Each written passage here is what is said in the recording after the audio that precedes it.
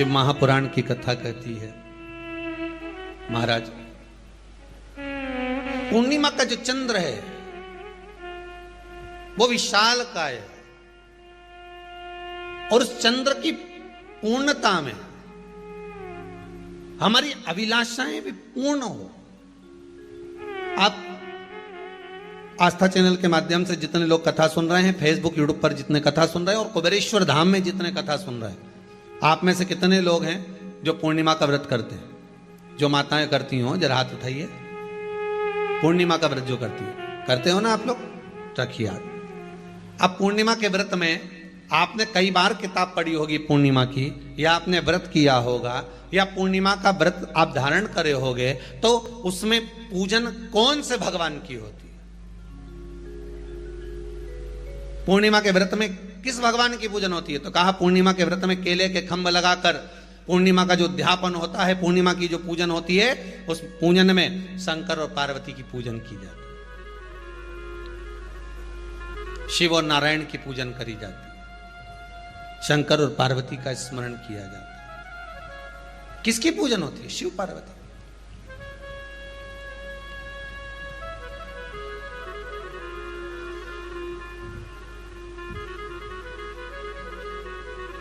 क्यों शंकर और पार्वती का पूजन क्यों करा जाता है पूर्णिमा के व्रत में? क्योंकि शिव और माता पार्वती ही केवल एक ऐसे हैं जिन्होंने अपूर्ण लक्ष्मी को भी पूर्ण बना दिया था। किसको पूर्ण बनाया है? लक्ष्मी। पूर्णिमा के दिन अगर आप शंकर भगवान को एक लोटा पानी अगर शिव को समर्पित कर रहे हो, श्वेत पुष्प को रखकर शंकर जी के ऊपर सफेद फूल को चढ़ाकर अगर एक लोटा जल भी, एक पात्र जल भी शंकर को समर्पित कर रहे हो, तो ये लक्ष्मी के लिए ही तो कर रहे हो। और कौन सी लक्ष्मी? पूर्ण लक्ष्मी। पूर्ण लक्ष्मी। आपको पहले भी कथा में कहा, एक बार भगवान विष्णु के सामने लक्ष्मी मैया ने बहुत तेज स्वर में कह दिया था, नारायण, दुनिया के लोग आपका नाम जपते हैं, दुनिया के लोग नारायण नारायण कहते हैं, दुनिया के लोग आपका भजन करते हैं, पर सत्य मायने में कहूं ना तो मेरे बिना दुनिया के लोगों की नहीं चल सकती। मेरे बिना दुनिया नहीं चल सकती, संसार मेरे बिना नहीं चल सकता। भगवान विष्णु ने कहा, यह तो गलत है लक्ष्मी आपका कहना। एक दिन लक्ष्मी को अहंकार आ गया। अहंकार के संबोधन जब माता लक्ष्मी करने लगी तो भगवान, उसी समय पर भगवान विष्णु को क्रोध आ गया और भगवान विष्णु ने कह दिया, लक्ष्मी तो इतनी बड़ी बड़ी बात कहती है कि तेरे बिना नहीं रह सकती संसार। मैं तुझे कहता हूं लक्ष्मी, तू अपूर्ण है। तू अपूर्ण है, तू पूर्ण कब हो गई?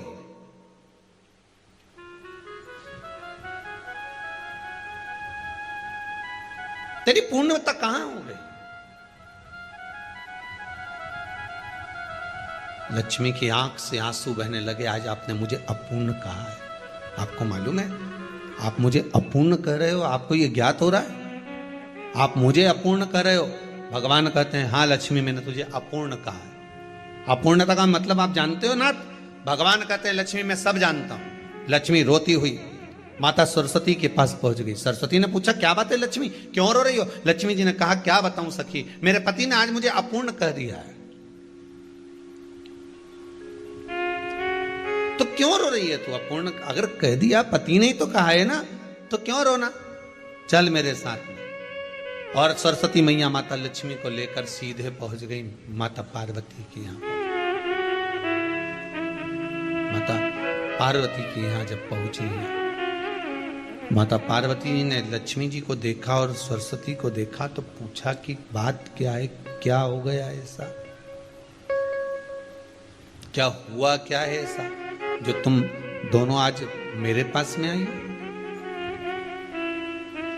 क्या हुआ? पार्वती जी कुछ बोलती, शिव जी का ध्यान माता सरस्वती की ओर और लक्ष्मी की ओर गया और भगवान शंकर जान गए कि आज भगवान नारायण ने लक्ष्मी जी को अपूर्ण कहा है। अब देखें माता पार्वती क्या कर सकती है, इसको पूर्ण बनाने के लिए करेगी क्या? क्या हुआ? माता सरस्वती जी बोली, लक्ष्मी को अपूर्ण कह दिया। अपूर्ण कह दिया? हाँ, तो क्या सोचना उसके लिए? इसको मैं अभी पूर्ण बना देती हूं। माता जगत जननी पार्वती ने गोदी में विराजमान गणेश जी को उठाया और उठाकर लक्ष्मी जी की गोद में दे दिया। ले लक्ष्मी, आज से तू पूर्ण हो गई। लक्ष्मी, आज से तू पूर्ण है। गोदी में जब तक संतान नहीं है तो नारी को लोग अपूर्ण समझते हैं, पर माता पार्वती जी ने संपूर्ण ब्रह्मांड में एक सिद्धता प्रदान कर दी कि अपने गोदी के लाल को, अपने गोदी के पुत्र को माता ने लक्ष्मी की गोद में देकर लक्ष्मी को पूर्ण बना दिया। वो दिन कौन सा था? पूर्णिमा का दिन था। पूर्णिमा के कितने व्रत होते हैं? बोलते जाओ, जरा जल्दी जल्दी बोलो। पूर्णिमा के नारियों को, स्त्रियों को अखंड सौभाग्य के लिए, जो नारी वैधव्य नहीं होना चाहती है उस नारी को पूर्णिमा के कितने व्रत करना चाहिए? जिस नारी के यहाँ संतान नहीं हो, औलाद नहीं हो, उसको पूर्णिमा के कितने व्रत करना चाहिए? जिस नारी का पुत्र, पति बहुत बीमारी से ग्रसित हो, लग रहा हो कि ये मेरा बेटा बहुत बड़ी बीमारी में घिरा हुआ है, तो नारी को कितने व्रत करना चाहिए? स्वयं भगवान कृष्ण ने माता यशोदा को द्वापर में भी बताया है कि पूर्णिमा के 32 व्रत होते हैं। कितने व्रत होते हैं? 32।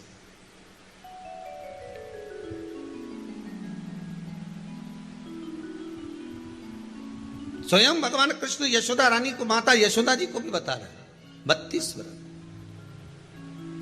अब आपको किसी ने बता दिया होगा कि 8 कर लो, 7 कर लो, 6 कर लो, 12 कर लो, इसलिए आपने बोला कि 12 कर लीजिए, 32 कर लीजिए। अरे यहां तो द्वापर की कथा भी कहती है। यशोदा जी ने एक बार भगवान कृष्ण को रोक कर कह दिया, ए कन्हैया रुको। कन्हैया बोले, बोलो मां, क्या बात है? कन्हैया जरा रुकिए, इधर आओ जरा। भगवान कृष्ण आए। हाँ मां बोलिए। किस जगह का प्रसंग है ये? जिस समय पर राधा रानी कुरुक्षेत्र में नंद बाबा और यशोदा जी को लेकर कुरुक्षेत्र के कुंड में, ब्रह्म सरोवर में स्नान कराने के लिए लेकर जाती है, ग्रहण का समय पर। और जब भगवान कृष्ण उस कुरुक्षेत्र के उस सरोवर में स्नान करने आते हैं, तब यशोदा जी ने अपने लाला से प्रश्न किया है, पूछा है,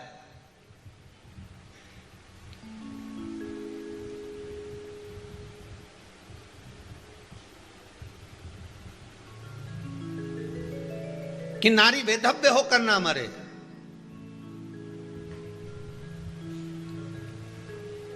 उसका पति कोई रोग से ग्रसित ना हो, उसका पुत्र किसी रोग में ना पड़े।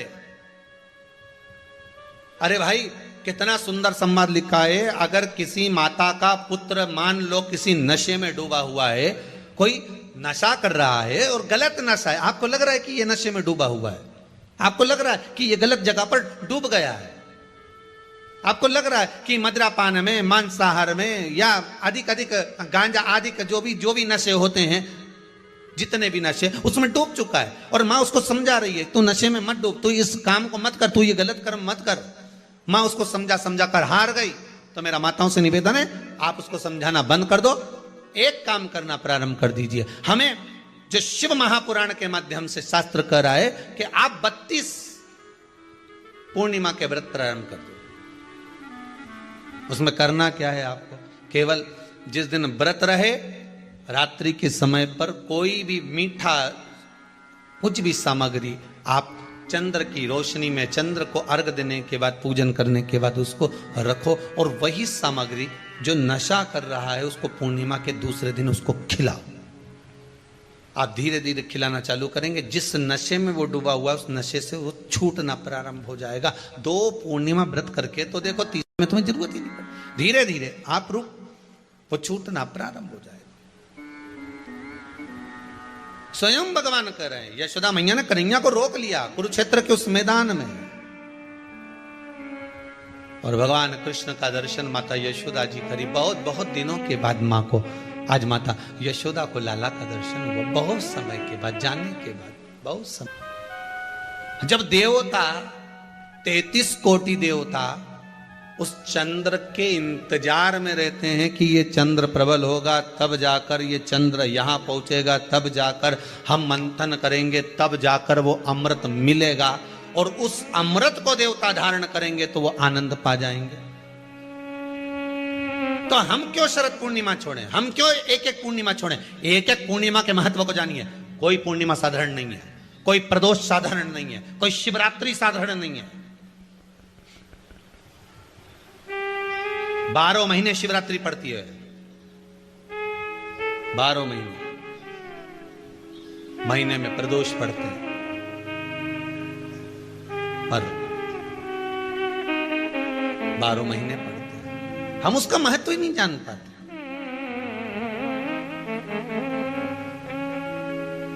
कौन से प्रदोष पर क्या करना है, कौन सी पूर्णिमा को क्या धारण करना है, कौन सी शिवरात्रि पर।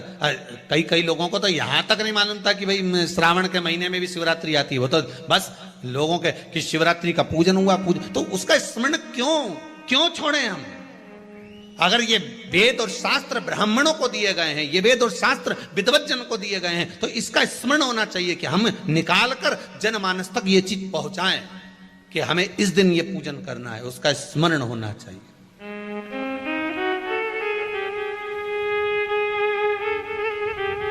और वो सुख देने वाला। भगवान कृष्ण से यशोदा जी ने पूछा तो भगवान कृष्ण ने कहा, मां, पूर्णिमा का व्रत अगर नारी 32 पूर्णिमा धारण कर लेती है तो वो नारी बेधव्य होकर नहीं जाती। पर आप लोग व्रत जो करते हो ना, जो भी व्रत आप लोग उठाते हो, सोमवार का व्रत जैसे किसी माता जी ने उठा लिया और वो उठाने के बाद, हम तो शादी नहीं हुई थी ना जब भी सोमवार व्रत करते थे, अब शादी हो गई अभी भी हम सोमवार का व्रत कर रहे हैं, करे जा रहे हैं, पर उसका कोई उद्यापन नहीं करा, कोई संकल्प नहीं लिया गया कि मैं 5 करूंगी कि 16 करूंगी कि 25 करूंगी कि 31 करूंगी कि 21 करूंगी। इसलिए पूर्णिमा व्रत का विधान में कहा गया कि 32 पूर्णिमा का पहला संकल्प होना चाहिए। उसके बाद आपकी 32 पूरी हो जाए, फिर आप दूसरे और व्रत कर लो, फिर 32 कर लो, फिर 32 कर लो, पर उसमें पूर्णता का भाव। अभी तक किसी के सोमवार और गुरुवार और शुक्रवार के व्रत ही पूर्ण नहीं हुए, अभी तक चल रहा है, अभी तक चल रहा है। हम तो सोमवार का व्रत करते हैं, हम तो शनिवार करते हैं, अब शनिवार करते करते 4 साल हो गए, 6 साल हो गए, 5 साल हो गए। भगवान को तो थोड़ा बहुत कुछ खिला पिला के उनको एक बार तो विश्राम दे। ये जितनी पूर्णिमा के व्रत हैं, जितने 12 महीने जो पूर्णिमा पड़ती है, पूनम पड़ती है, ये भले दुनिया के लोग कहते हैं कि ये भगवान राधा और कृष्ण से संबंध रखते हैं, सीता राम जी से संबंध रखते हैं, राम और कृष्ण से संबंध रखते हैं, पर इनका यदि सही संबंध समझा जाए, इनके सही संबंध का यदि स्मरण करा जाए, इनके सही संबंधों का यदि वर्णन किया जाए, तो शिव और चंद्रमा के जो मिलन का केंद्र बिंदु है वही पूर्णिमा है। केवल एक पूर्णिमा वहीं तक नहीं रही कि भगवान कृष्ण और राधा जी ने रास किया। भगवान कृष्ण और राधा जी रास कर रहे हैं, केवल पूर्णिमा वहीं तक सीमित नहीं रही।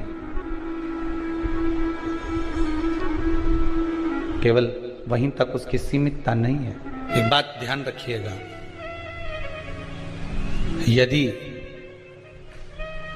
काया का रोग हो गया, मान लो शरीर कहीं से सफेद पड़ रहा है, कहीं से काला पड़ रहा है, शरीर में से खाल की फुकड़ी निकलना प्रारंभ हो गई हो, शरीर में काले काले चट्टे पड़ना चालू हो गए हों, या कोई विशेष रोग हो गया,